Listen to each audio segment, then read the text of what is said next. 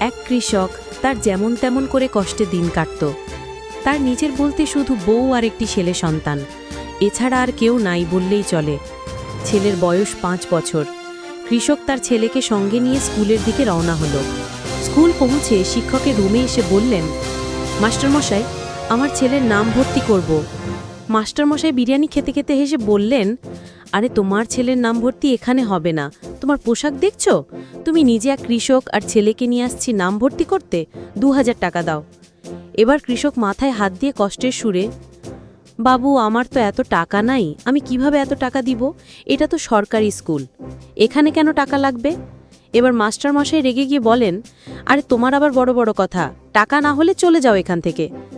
এটা শুনে তারা বাপ ছেলে মিলে স্কুল থেকে ফিরে আসে। আসার সময় বাচ্চাটি বারবার ঘুরে তাকাচ্ছে স্কুলের দিকে। বাচ্চাটির মুখে যে কতটা কষ্ট তা বোঝা যাচ্ছে মুখ দেখে। একটা সাদা শাড়ি পরা মেয়ে ক্লাসের ভিতরে ঝুঁকিয়ে শিক্ষককে বলতে লাগলো, তোমাদের স্কুলের নাম ভর্তি ফি কত?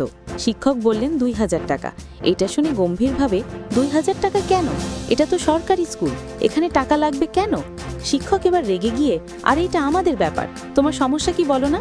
তিনি বলতে লাগলেন, কালকে একটি শিশুর নাম ভর্তি করনি 2000 টাকার জন্য। এবার শিক্ষক চিৎকার করে বলতে লাগলো, কাল তো এক কৃষক তার ছেলেকে নিয়ে এসছে, তার ছেলের ভর্তি এখানে হবে না। মেয়েটি ঠান্ডা মাথায় কেন হবে না? এটা সরকারি স্কুল, এখানে নাম ভর্তি কোনো ফি লাগবে না, ওর নাম ভর্তি করতেই হবে যেভাবে হোক। এটা শুনে শিক্ষক হেসে বলল, আরে তোমার বোধহয় মাথা খারাপ হয়ে গেছে, এখান থেকে যাবে না, ঘাড় ধাক্কা দিয়ে বের করে দেব।